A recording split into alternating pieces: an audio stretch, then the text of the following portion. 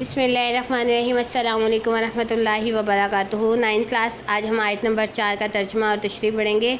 آیت نمبر 4 جو ہے حضرت ابراہیم علیہ السلام اور حضرت اسماعیل علیہ السلام کی دعائیں ہیں کہ جب انہوں نے خانہ کعبہ کی تعمیر کی، اس کے بعد جو انہوں نے دعائیں مانگی تھی اللہ تعالیٰ سے، اس کے بارے میں ہم آج ترجمہ اور اس کی تشریح پڑھیں گے۔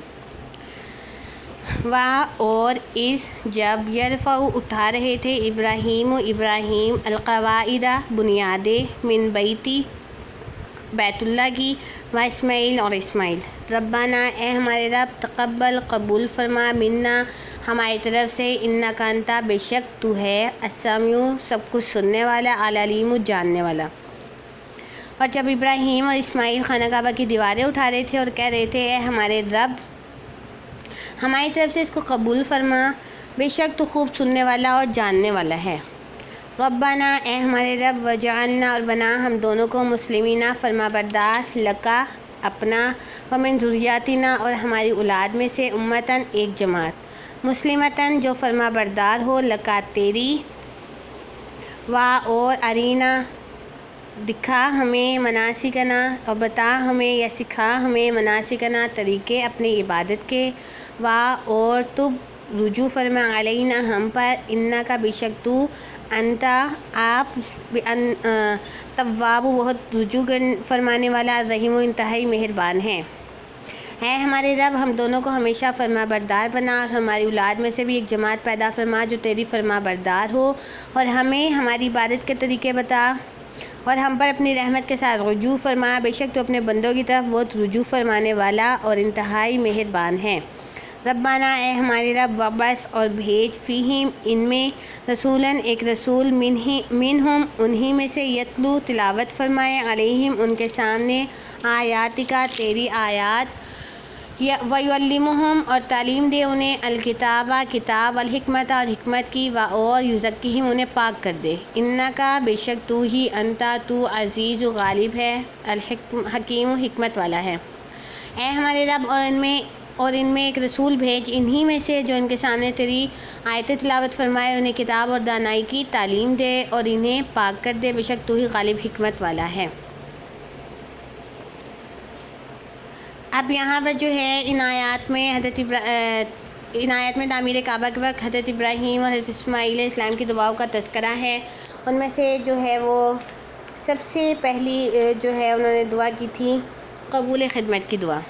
پہلی دعا یہ کی تھی کہ اللہ تعالیٰ ان کی خدمت قبول فرما لے۔ اللہ تعالیٰ نے ان کی دعا قبول کر لی، اور خانہ کعبہ آج بھی آباد ہے، جو عظمت اور بزرگی سے ملی ہے وہ کسی اور عبادت خانے کے حصے میں نہیں آئی۔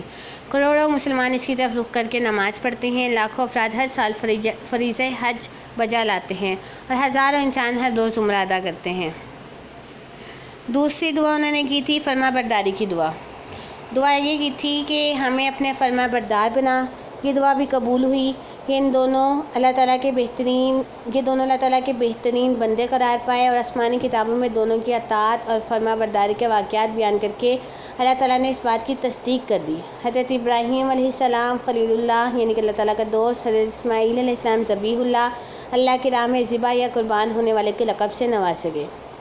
تیسری دعا انہوں نے کی تھی مسلم قوم کے لیے دعا۔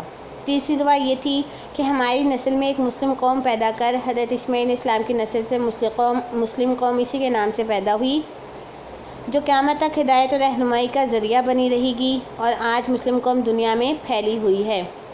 حضرت ابراہیم علیہ السلام کے بعد جو ہے حضرت ابراہیم علیہ السلام کے بعد حضرت اسماعیل، حضرت اسحاق علیہ السلام نبی بنے، اور باقی جتنے انبیاء کا نام آئے حضرت اسحاق علیہ السلام کی اولاد میں سے آئے، صرف آپ صلی اللہ علیہ وسلم جو ہے حضرت اسماعیل علیہ السلام کی اولاد میں سے آئے۔ چوتھی دعا کی تھی طریقہ حج کی دعا۔ چوتھی دعا یہ تھی کہ ہمیں حج کے طریقے سکھا دے۔ یہ بھی دعا قبول ہوئی، اور آپ علیہ السلام کو حج کے تمام طریقے سکھائے گئے، اور امت مسلمہ ہر سال تمام مناسک و آداب کے ساتھ فریضہ حج ادا کرتی ہے۔ یہ وہی آداب ہیں جو ان بزرگوں کو سکھائے گئے۔ مشرکین مکہ نے ان میں کچھ غلط قسم کی باتیں شامل کر دی، مگر آپ صلی اللہ علیہ وسلم نے غلط باتوں کو مٹا کر صحیح مناسک حج کو وجہ سے نو پیدا کیا، جن پر امت مسلمہ عمل پیرا ہے، اور قیامت تک ان پر عمل پیرا رہے گی۔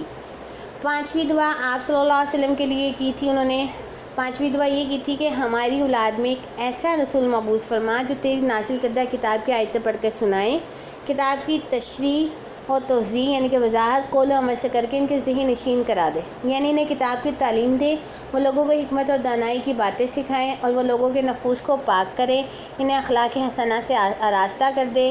یہ دعا بھی قبول ہوئی۔ تمام پیغمبر جو حضرت ابراہیم علیہ السلام کے بعد تشریف لائے، آپ علیہ السلام کے بیٹے حضرت اسحاق علیہ السلام کی اولاد میں سے تھے، صرف آپ صلی اللہ علیہ وسلم حضرت اسماعیل علیہ السلام کی نسل میں سے ہوئے، اور یوں دعائے خلیل مکمل طور پر قبول ہوئی۔ آپ صلی اللہ علیہ وسلم کو اللہ تعالیٰ نے خاتم النبیین بنا کر مبعوث فرمایا۔ آپ صلی اللہ علیہ وسلم پر نبوت ختم کر دی گئی، اب قیامت تک کوئی نبی نہیں آئے گا۔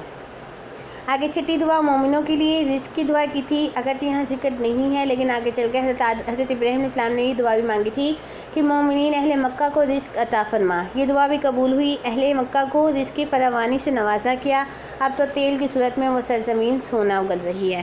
ان آیات کا ترجمہ اور تشریح آپ نے اچھی طریقے سے یاد کر لینی ہے۔ السلام علیکم ورحمۃ اللہ وبرکاتہ۔